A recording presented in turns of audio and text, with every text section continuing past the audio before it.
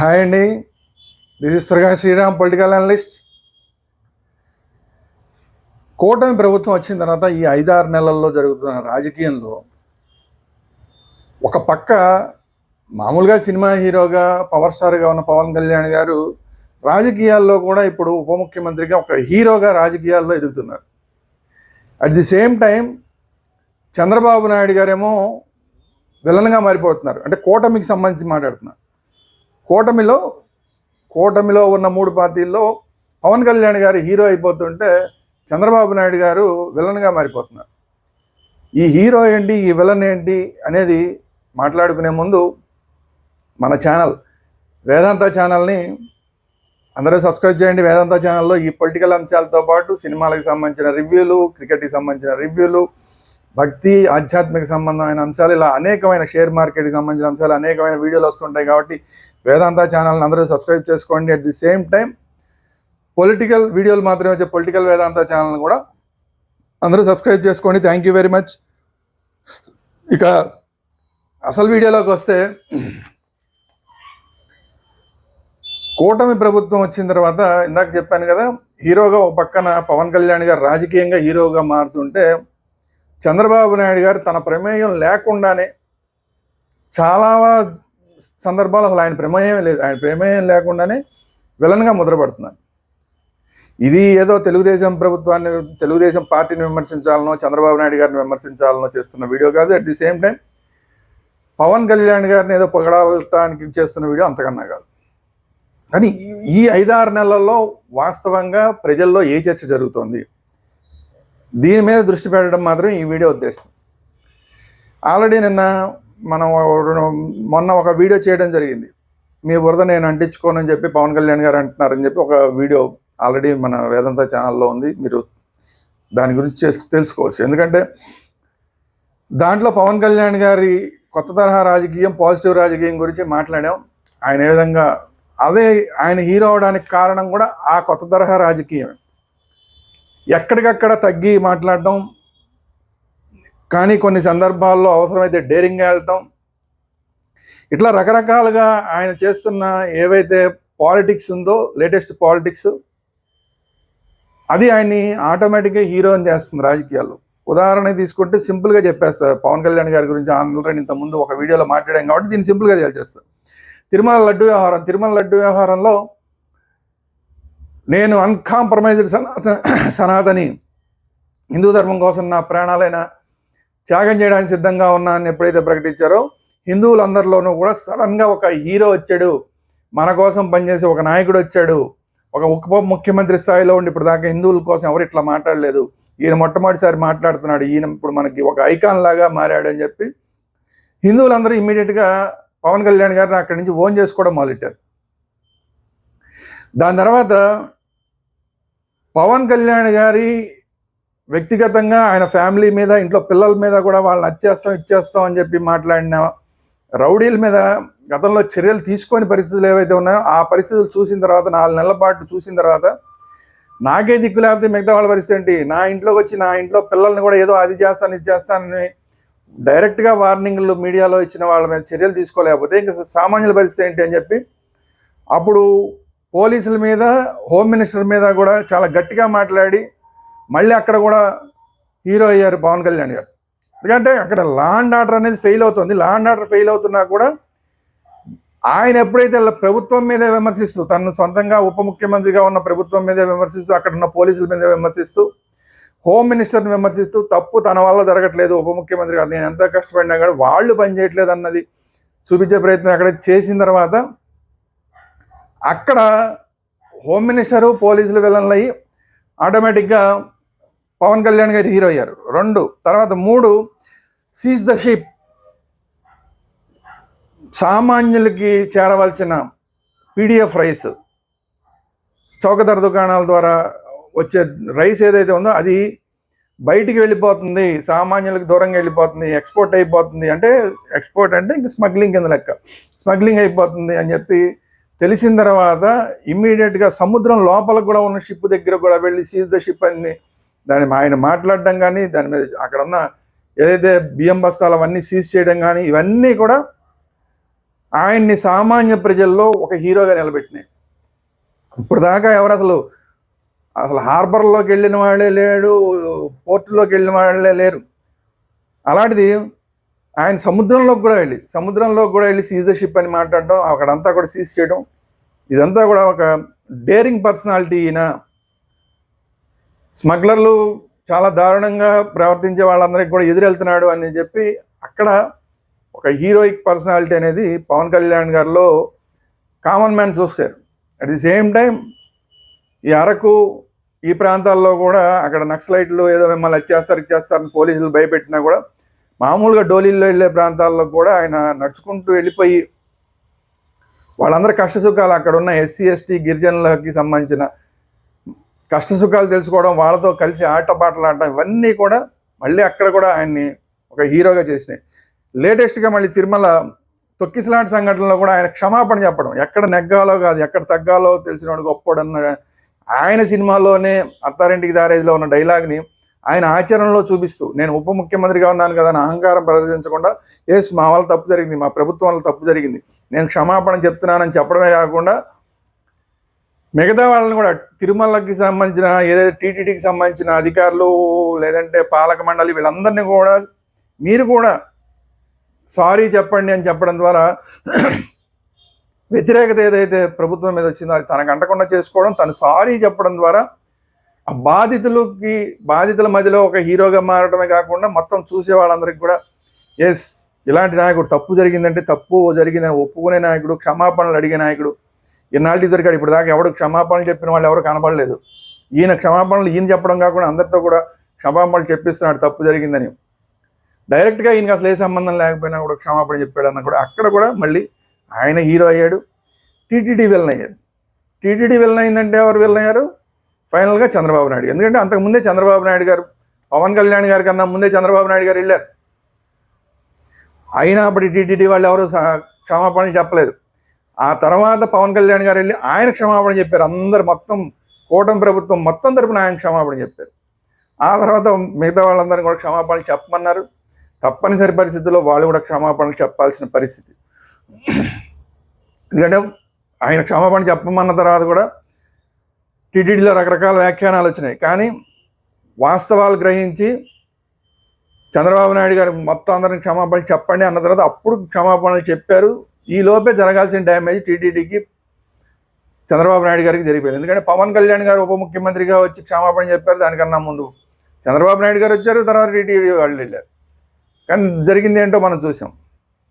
So ఇది అయిపోయింది. మరి ఇప్పుడు ఇలాగా ఎక్కడైనా సరే ఒక పక్కన కూటమిలో పవన్ కళ్యాణ్ గారేమో హీరోగా మారుతుంటే అక్కడ మిగతా వాళ్ళందరూ కూటమిలో మిగతా వాళ్ళందరూ కొంత ఇబ్బందులకు గురవుతున్నారు. చంద్రబాబు నాయుడు గారు చాలా సందర్భాల్లో ఆయనకి సంబంధం లేదు. తిరుపతి తొక్కిసలాటకి కూడా ఆయనకి సంబంధం లేదు. కానీ ఎప్పుడైతే పవన్ కళ్యాణ్ గారు క్షమాపణ చెప్పారో ఆటోమేటిక్గా మిగతా వాళ్ళందరూ కూడా తెలియకుండానే ఒక రకమైన విలన్లుగా మారిపోయారు. ఈయన హీరోగా ఎప్పుడైతే మారాడో మిగతా వాళ్ళందరూ ఒక రకంగా విలన్లుగా మారారు. చూసారా, ఈయనేమో క్షమాపణ చెప్పారు, వాళ్ళేమో పట్టించుకోలేదు అన్నట్లాగా. చాలా బాగా చేశారు టీటీడీ వాళ్ళు, అది వేరే విషయం. కానీ ఎప్పుడైతే ఈయన క్షమాపణ చెప్పడం మిగతా వాళ్ళేమో ఆ క్షమాపణ అంటాం, ఇలాంటివన్నీ జరిగిన తర్వాత ఆటోమేటిక్గా సంబంధం లేకుండానే చంద్రబాబు నాయుడు గారు మిగతా వాళ్ళందరి దృష్టిలో కూడా ప్రజలందరి దృష్టిలో కూడా ఒక రకంగా ఇబ్బందులకు పడ్డారు. చంద్రబాబు నాయుడు గారు ఇంకా ఎన్ని రకాలుగా ఒక 10 పాయింట్లు చెప్తాను, ఎన్ని సందర్భాల్లో ఆయనకి ఏ సంబంధం లేకుండానే ఆయన విలన్గా మారుతున్నాడు అనేది. ఎన్టీఆర్ జిల్లాలో, కృష్ణా జిల్లా, ఇంతకుముందు ఉమ్మడి కృష్ణా జిల్లా, ఇప్పుడు ఎన్టీఆర్ జిల్లాగా ఉన్న కృష్ణా జిల్లాలో ఇసుక దందాలు ఒక వ్యక్తి చేస్తున్నాడు. పూర్తిగా అందరికీ ఎమ్మెల్యేలు అందరి తరపున కూడా ఒక వ్యక్తి చేస్తున్నాడు. అది కూడా ఆ వ్యక్తి ఎవరు? వైసీపీ నుంచి టీడీపీలోకి వచ్చిన వ్యక్తి. మొన్నటిదాకా వైసీపీలో దందాలు చేశాడు, ఇప్పుడు టీడీపీలోకి వచ్చి టీడీపీ తరపున కూడా దందాలు చేస్తున్నాడు, ఆ ఇసుక దందా చేస్తున్నాడు అని. ఒక పక్కనేమో చంద్రబాబు నాయుడు గారేమో ఎవ్వరు ఇసుక దందాల జోలికి పోవద్దండి అని చెప్తారు. కానీ ఇక్కడ ఆ టీడీపీకి సంబంధించిన ఒక నాయకుడే ఇసుక దందాలు చేస్తున్నాడు అనేది ఎప్పుడైతే బయటకు వచ్చిందో బ్యాడ్ అయింది ఎవరు? ఆ నాయకుడు ఏం పోతాడు, అతని మీద కేసులు ఏం పెడతారు, అదన్నీ పక్కన పెట్టండి. ప్రభుత్వం బ్యాడ్ అయింది. ప్రభుత్వం అంటే ఎవరు? చంద్రబాబు నాయుడు గారు. ఆయన చెప్తున్నా కూడా అదే టీడీపీ వాళ్ళు ఇసుక దందాలు చేస్తున్నారు. అది కూడా వైసీపీ నుంచి, ఈ వైసీపీ నుంచి వచ్చిన వాడిని అసలు టీడీపీలో జాయిన్ చేసుకుంది ఎవరు? ఎందుకంటే గతంలో ఈ నాయకుడి మీద, ఈ వైసీపీలో ఇసుక దందాలు చేస్తున్నాడు ఈ నాయకుడి మీద విపరీతమైన ఆరోపణలు ఉన్నాయి. అలాంటి వాడిని తీసుకొచ్చి అసలు టీడీపీలో చేర్చుకున్నంత ఎందుకు చేర్చుకున్నారు? ఎవరు చేర్చుకున్నారు? ఎవరు ఇన్ఫ్లుయెన్స్తో చేర్చుకున్నారు? పోని చేర్చుకున్నారు. చేర్చుకున్న తర్వాత అతను ఇసుక దందాలు చేస్తుంటే ఎట్లా చూస్తూ ఊరుకున్నారు? దీనివల్ల చంద్రబాబు నాయుడు గారు బ్యాడ్ అయ్యారు. ఆ తర్వాత జేసీ ప్రభాకర్ రెడ్డి గారు అసలు మొన్న ఏం మాట్లాడాడు? అసలు ఈ తెలుగుదేశం ఇలా కూటమి ప్రభుత్వం కన్నా కూడా జగనే బెటర్ అని మాట్లాడాడు.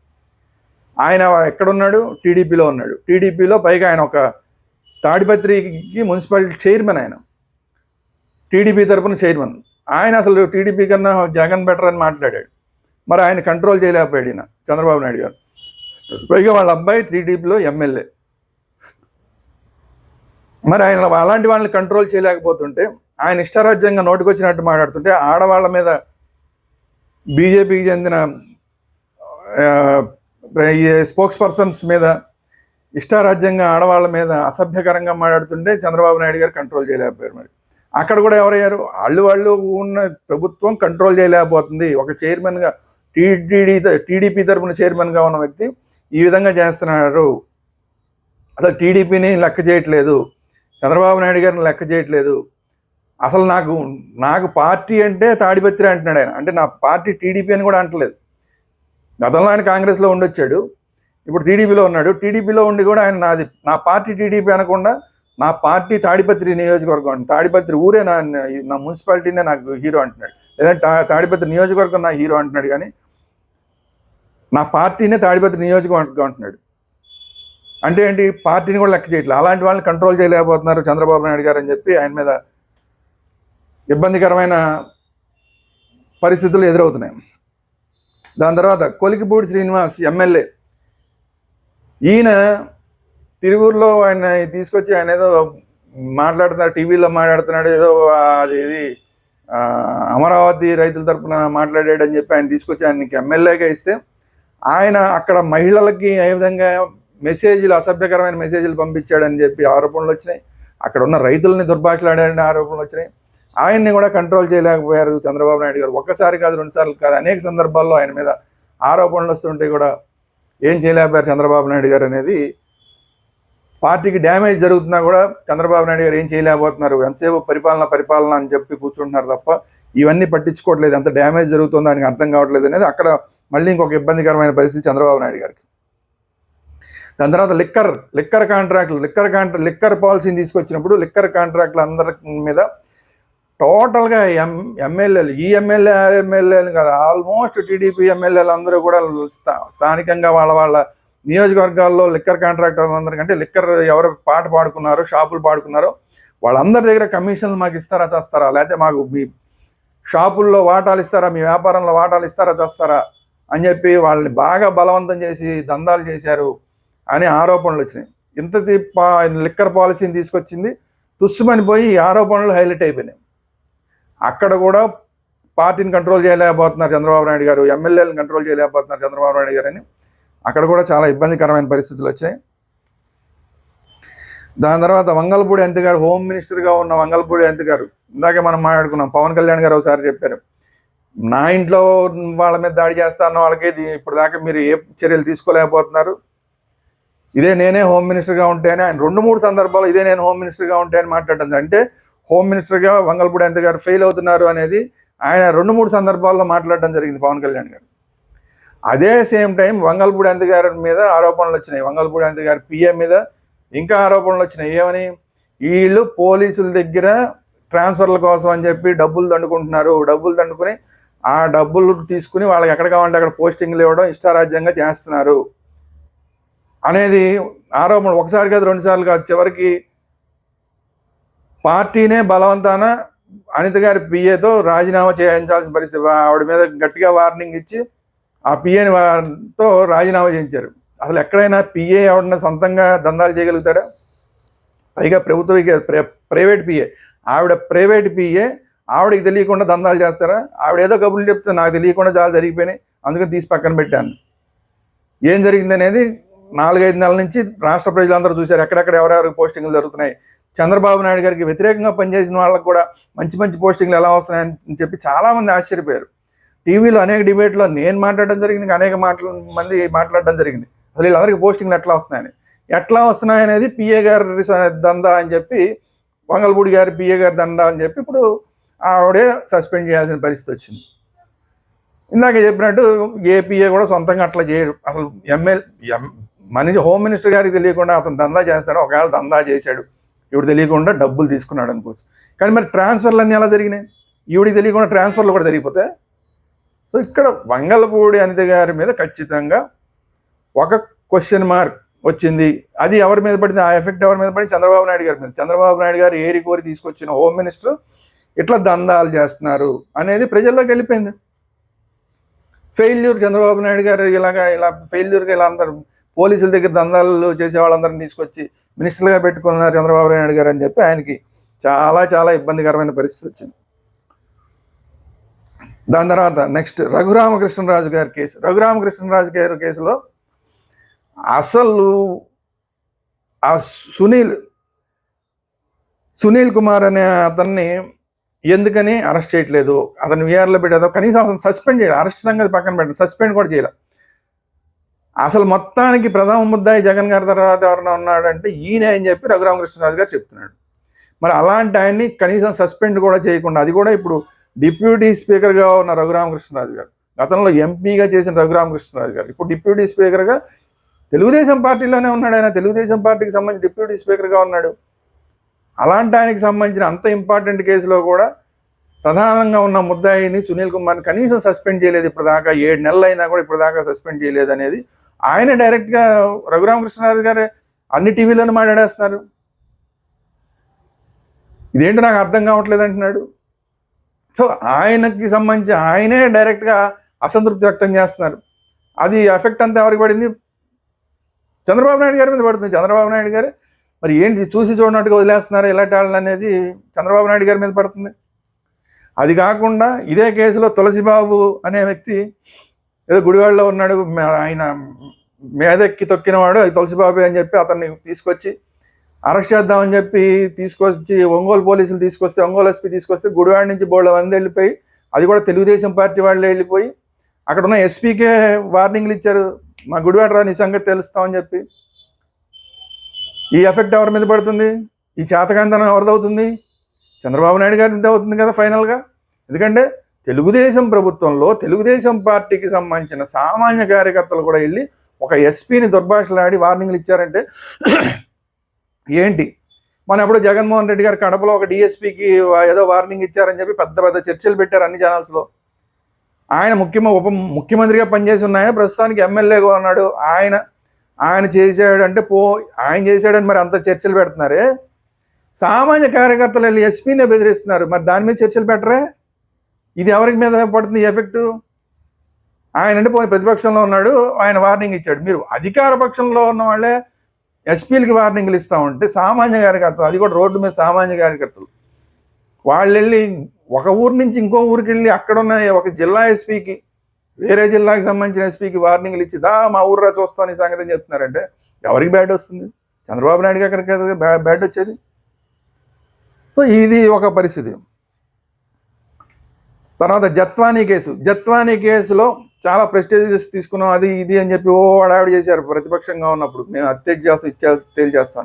జత్వానీ కేసులో ఒక ఇద్దరేమో పోలీస్ అధికారులు వాళ్ళు యాంటిసిపేటరీ బెయిల్ కనీసం వెళ్ళారు. అసలు ప్రథమ ముద్దాయిగా ఉన్న ఆయన ఆంజనేయులు గారేమో ఆయన అసలు కనీసం యాంటిసిపేటరీ బెయిల్ కూడా అప్లై చేయలేదు. ఆయన్నేమో ప్రభుత్వం అరెస్ట్ చేయలేదు. అసలు కోర్టే షాక్ అయిపోయింది. ఏంటి అసలు ఆయన యాంటిసిపేటరీ బెయిల్ కనీసం ఆయన అప్లై కూడా చేయలేదు, మీరేమో ఆయన ఎందుకు అరెస్ట్ చేయట్లేదు?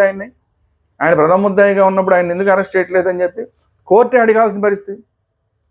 అంటే మీరు లా అండ్ ఆర్డర్ ఏం మెయింటైన్ చేస్తున్నట్టు అనేది సామాన్యుల్లో మరి క్వశ్చన్ మార్క్ వస్తుంది కదా. మిమ్మల్ని అసలు ఈ అధికారంలోకి తీసుకొచ్చిందా వైసీపీ వాళ్ళు చేసిన దాష్టికాలు ఏవైతేనా వాటికి, జగన్మోహన్ రెడ్డి గారి ప్రభుత్వం చేసిన దాష్టికాలకి మీరు ఆ రోజు అంత విమర్శించారు, మేము వస్తే ఏదో న్యాయం చేస్తా ఉన్నారని చెప్పి తీసుకొస్తే అసలు ప్రథమ ముద్దాయిగా ఉన్నాయని కనీసం అరెస్ట్ చేయట్లేదు ఏంటని కోర్టే అడిగే పరిస్థితి వస్తే ఏం పరిపాలన చేస్తున్నట్టు, ఏమి లా అండ్ ఆర్డర్ మెయింటైన్ చేస్తున్నట్టు అని చెప్పి సామాన్యులకి డౌట్ వస్తున్నారు కదా. ఇక్కడ కూడా చంద్రబాబు నాయుడు గారి మీద ఇబ్బందికరమైన పరిస్థితి సామాన్య ప్రజల్లో వచ్చే పరిస్థితి.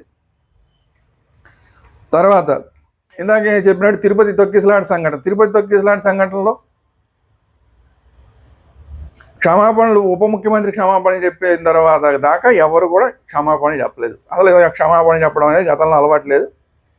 ఇప్పుడు అది అంతా ఆయన ఎప్పుడైతే క్షమాపణలు చెప్పాడో ఆయన హీరో అయిపోయి మొత్తం వీళ్ళందరూ విలన్ అయిపోయారు. డైరెక్ట్గా దీనికి చంద్రబాబు నాయుడు గారికి ఏ సంబంధం లేకపోయినా, టీటీడీలో ప్రధానంగా ఉన్న వాళ్ళకి ఏ సంబంధం లేకపోయినా ఎక్కడో ఒక అధికారి చేసిన తప్పు వల్ల అందరూ మాటపడాల్సి వచ్చింది. ఆ మాటపడాల్సిన కార్యక్రమంలో సేఫ్గా పవన్ కళ్యాణ్ గారు సారీ చెప్పి ఆయన సేఫ్ జోన్లోకి వెళ్ళిపోయంగానే మిగతా వాళ్ళందరూ కూడా అందరికన్నా ఇబ్బందికరమైన పరిస్థితిలోకి వెళ్ళిపోయారు. ఇది కూడా చంద్రబాబు నాయుడు గారి మీద, మీరే అసలు ముందు ఈ పని చేస్తే బాగుండేది కదా చంద్రబాబు నాయుడు గారు అనేది ఇప్పుడు అందరూ అనుకుంటున్నమాట. తర్వాత డాక్టర్ సుధాకర్ కేసు కానీ, శిరోముండం కేసు కానీ తెలుగుదేశం పార్టీ వాళ్ళు ప్రతిపక్షంలో ఉన్నప్పుడు విపరీతంగా దీని మీద చర్చలు చేశారు. ఎంత దారుణం, అంత దుర్మార్గం లేదని మాట్లాడారు. కానీ ఆ డాక్టర్ సుధాకర్ మీద నడి రోడ్డు మీద విశాఖపట్నంలో దొర్లించిన పోలీస్ ఆఫీసర్ల మీద ఎవరి మీద చర్య తీసుకున్నారా? ఈ తెలుగుదేశం ముఖ్యమంత్రి గారు చంద్రబాబు నాయుడు గారు వచ్చిన తర్వాత చంద్రబాబు నాయుడు గారికి ప్రభుత్వం ఎవరి మీద చర్యలు తీసుకుందా అంటే ఏ చర్యలు తీసుకున్నట్టు కనపడలే. ఎక్కడ వాళ్ళు ఎవరన్నా సస్పెండ్ చేసినట్టు కానీ, వాళ్ళని వీఆర్లో పెట్టినట్టు కానీ ఇలాంటివి ఏం కనపడలే. అలాగే శిరోముండనం కేసు, అంత పెద్ద శిరోముండనం కేసు రాష్ట్రపతి కల్పించుకున్నా కూడా అక్కడ న్యాయం జరగలేదురా బాబు, ఎంతకన్నా ఘోరం ఉండదని చెప్పి ఈ కూటమి ప్రభుత్వాన్ని తీసుకొచ్చిన తర్వాత కూడా ఆ శిరోముండనం కేసు ఇప్పుడు దాకా కూడా అతిగతి లేదు. మరి దీని ఎఫెక్ట్ ఎవరి మీద పడుతుంది? డైరెక్ట్గా చంద్రబాబు నాయుడు గారి మీద పడుతుంది. సామాన్య ఎస్సీలు వాళ్ళందరూ కూడా ఏమనుకుంటారు? మాకు న్యాయం జరగలేదని అనుకుంటారు. ఈ రోజు కూడా పోలీస్ స్టేషన్లో ఏమాత్రం న్యాయం జరగట్లేదు. గతంలో ఏ విధంగా అన్యాయం జరిగిందో ఇప్పుడు కూడా అదే పరిస్థితులు అన్ని పోలీస్ స్టేషన్లోనూ కనపడుతున్నాయి. పోలీసులు ఏమాత్రం మారలేదు. వైసీపీ ప్రభుత్వంలో ఎలా ప్రవర్తిస్తున్నారో ఇప్పుడు తెలుగుదేశం ప్రభుత్వం, ఇప్పుడు కూటమి ప్రభుత్వం ఉన్నప్పుడు కూడా ఇప్పుడు అలాగే ప్రవర్తిస్తున్నారు. ఈ ఎఫెక్ట్ అంతా కూడా పోలీసుల తాలూకా ఈ బ్యాడ్ బిహేవియర్ ఏదైతే ఉందో, ఈ ప్రజల్ని భయపెట్టడం కానీ, లేదంటే సామాన్యుల మీద కేసులు పెట్టడం కానీ, ఇలాంటివన్నీ ఏదైతే ఉందో అదంతా కూడా డైరెక్ట్గా ప్రభుత్వం మీద, అప్పుడు ఏ ముఖ్యమంత్రి ఉంటే ఆ ముఖ్యమంత్రి మీద ఈ ఎఫెక్ట్ పడిపోతుంది. ఇప్పుడు ముఖ్యమంత్రిగా చంద్రబాబు నాయుడు గారు ఉన్నారు కాబట్టి డైరెక్ట్గా ఈ ఎఫెక్ట్ అంతా కూడా చంద్రబాబు నాయుడు గారి మీద పడుతుంది. తర్వాత ఫైనల్గా ప్రధానమంత్రి పర్యటన జరిగింది. సందర్భంలో మేము ఆ డబ్బులు తీసుకొస్తాం, ఈ డబ్బులు తీసుకొస్తాం, 1 లక్షల కోట్లు తీసుకొస్తాం, 2 లక్షల కోట్లు తీసుకొస్తాం అని చెప్పారు. కానీ విశాఖపట్నంలో మీటింగ్ పెట్టి ప్రధానమంత్రి గారిని విశాఖపట్నం తీసుకొచ్చిన తర్వాత స్టీల్ ప్లాంట్ మీద కనీసం ఒక ప్రకటన చేయించలేకపోయారు చంద్రబాబు నాయుడు గారు. ఎంతకన్నా చేతకంతనం ఉంటుందా అని చెప్పి విశాఖపట్నం స్టీల్ ప్లాంట్ కార్మికులు అందరూ కూడా మాట్లాడుతున్నారు. విశాఖపట్నం స్టీల్ ప్లాంట్ మంచి కోరుకునే వాళ్ళందరూ కూడా ఇదే మాట్లాడుతున్నారు. ఇది చేతకాంతనం, ఖచ్చితంగా చేతకాంతనం. ప్రధానమంత్రి తోటి ఒక మీరు ప్రతిపక్షంగా ఉన్నప్పుడు అవై బాబు ఇంకేముంది, అమ్మేస్తున్నారు, స్టీల్ ప్లాంట్ అమ్మేస్తున్నారు, ఘోరం చేసేస్తున్నారు, వైసీపీ వాళ్ళు ఘోరం చేసేస్తున్నారు, జగన్మోహన్ రెడ్డి ఘోరం చేసేస్తున్నాడు, ఆ ల్యాండ్స్ అన్ని అమ్మేసుకుందామని ప్రయత్నం చేస్తున్నాడు, ఇవన్నీ చెప్పి మీరు అధికారంలోకి వచ్చి మీరు న్యాయం చేస్తామని చెప్పి మీరు ప్రధానమంత్రి విశాఖపట్నం వచ్చిన సందర్భంలో కూడా 7 నెలలు అయిపోతుంది. ఇప్పటిదాకా ఒక ప్రకటన డైరెక్ట్గా చేయించలేకపోయారు, మీరు ఢిల్లీ వెళ్ళి చేయించలేకపోయారు. ప్రధానమంత్రి వైజాగ్ వచ్చినప్పుడు కూడా కనీసం చేయించలేకపోయారంటే ఎంతకన్నా చేతకాంతనం ఉండదు అని చెప్పి ప్రజలందరూ మాట్లాడుతున్నారు. వీటన్నిటినీ కూడా దృష్టిలో పెట్టుకొని చంద్రబాబు నాయుడు గారు ఇక్కడ నుంచి అయినా రాజకీయం చేయాలి. ఎందుకంటే ఇదంతా కూడా చంద్రబాబు నాయుడు గారిని విమర్శించడం కోసం కాదు, ఏం జరుగుతోంది రాష్ట్రంలో. ఎందుకంటే చాలా విషయాలు చంద్రబాబు నాయుడు గారి దాకా వెళ్ళకపోవచ్చు. ఆయన చాలా కష్టపడుతున్నాడు, 24 గంటలు కష్టపడుతున్నారు. ఎలాగైతే ఉప ముఖ్యమంత్రిగా పవన్ కళ్యాణ్ గారు కష్టపడుతున్నారు, అట్ ది సేమ్ అంతకన్నా కష్టం కూడా చంద్రబాబు నాయుడు గారు పడుతున్నారు. కేంద్ర ప్రభుత్వం దగ్గర నుంచి ఎలా డబ్బులు రావాలని నానా ప్రయత్నాలు చేస్తున్నారు. ఈ ఇన్వెస్ట్మెంట్లు ఎలా తీసుకురావాలి రాష్ట్రానికని ప్రయత్నం చేస్తున్నారు. అమరావతిని ఎలా అభివృద్ధి చేయాలి, పోలవరాన్ని ఎలా కట్టాలి, వీటన్నిటి మీద కూడా అసలు 24 గంటలు కూడా ఒక రకంగా సరిపోవట్లేదు. ఇటు ఉప ముఖ్యమంత్రి పవన్ కళ్యాణ్ గారు కానీ, ఇటు ముఖ్యమంత్రి చంద్రబాబు నాయుడు గారికి కానీ 24 గంటలు కూడా సరిపోనంత పని చేస్తున్నారు వాళ్ళు. కానీ ఈ జరుగుతున్న తప్పులు, ఇప్పుడు నేను ఏదైతే ఒక 10 తప్పులు, ఉదాహరణకి ఒక 10 తప్పులు చెప్పాను, ఇలాంటి సంఘటనలన్నీ కూడా చంద్రబాబు నాయుడు గారి వైపు వేలెత్తి చూపిస్తున్నాయి. చంద్రబాబు నాయుడు గారికి సంబంధం కొన్నిట్లో డైరెక్ట్గా ఉన్నా లేకపోయినా కూడా మొత్తం ఆయన మీదే బ్యాడ్ అంతా పడుతుంది.